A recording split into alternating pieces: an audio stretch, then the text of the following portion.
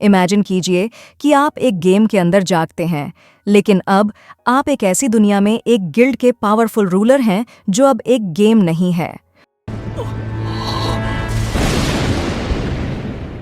Overlord की इस दुनिया में आपका स्वागत है, एक ऐसा एनिमे जो इसेकाई जॉनर को नई ऊंचाइयों पर ले जाता है, जो strategic mind games, epic battles और अनफॉरगेटेबल कैरेक्टर्स से भरा है।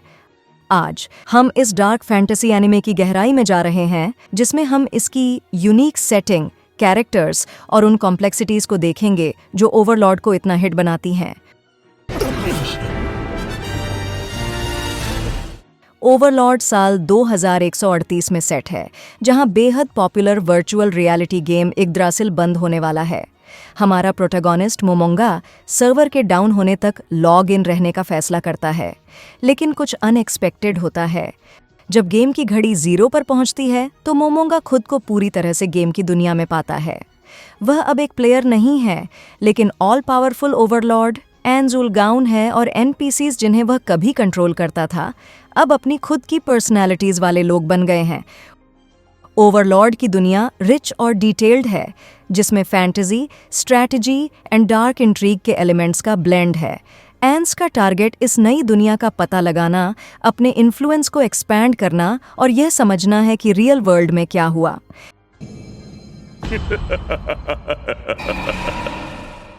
इस एनिमे को जो चीज़ यूनिक बनाती है वह है ट्विस्ट, यानी एन्स कोई हीरो नहीं है। इसके बजाय वह एक मॉरली डार्क रोल अपनाता है, जो नाज़रिक के पावरफुल और रूथलेस एनपीसीज को लीड करता है, जबकि कई ग्रुप्स और किंगडम्स की पॉलिटिक्स और पावर स्ट्रगल्स को नेविगेट करता है।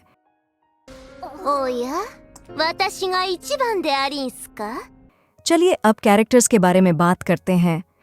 इन सब के सेंटर में एन्स उलगाउन है। वह कैलकुलेट करने वाला, पावरफुल और इंटेलिजेंट है, लेकिन वह अपनी खत्म होती ह्यूमैनिटी से भी परेशान है।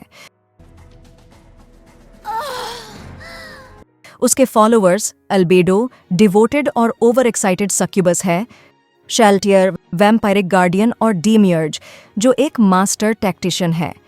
ये सभी कहानी में गहराई की लेयर्स जोड़ते हैं। इन कैरेक्टर्स के बीच की केमिस्ट्री टेंशन, ह्यूमर और ड्रामा पैदा करती है। साथ ही एन्स के अपने साथियों और अपने प्लान्स पर कंट्रोल बनाए रखने के स्ट्रगल पर जोर देते हैं। ओवरलॉर्ड की एक खासियत इसकी एनिमेशन स्टाइल है।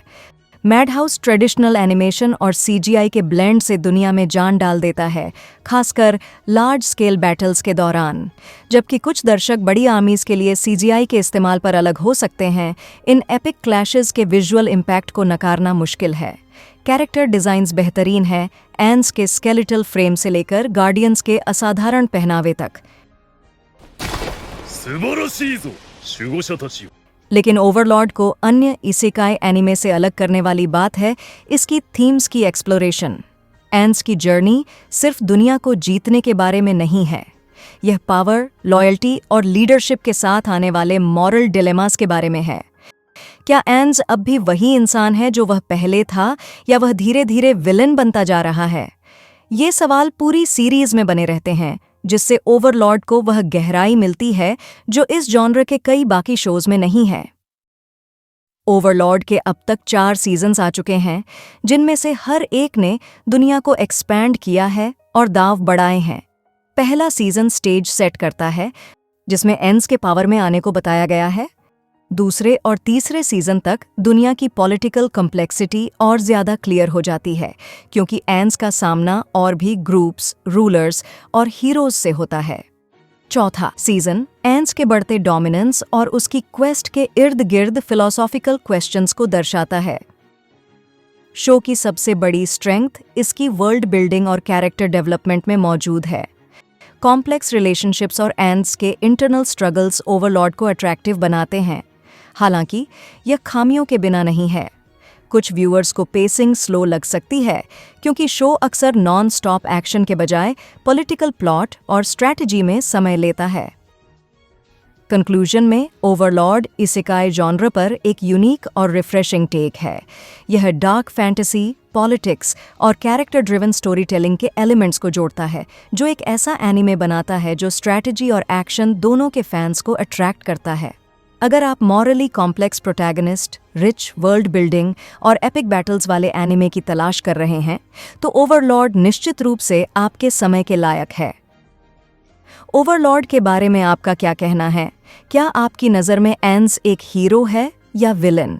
हमें नीचे कमेंट्स में बताएं, और अगर आपको यह रिव्यू पसंद आया तो वीडियो को लाइक, चैनल को सब्सक्राइब करके नोटिफिकेशंस को ऑन करना मत भूलना, ताकि आप हमारी और भी एनिमे वर्ल्ड की एक्सप्लोरेशन देख सके।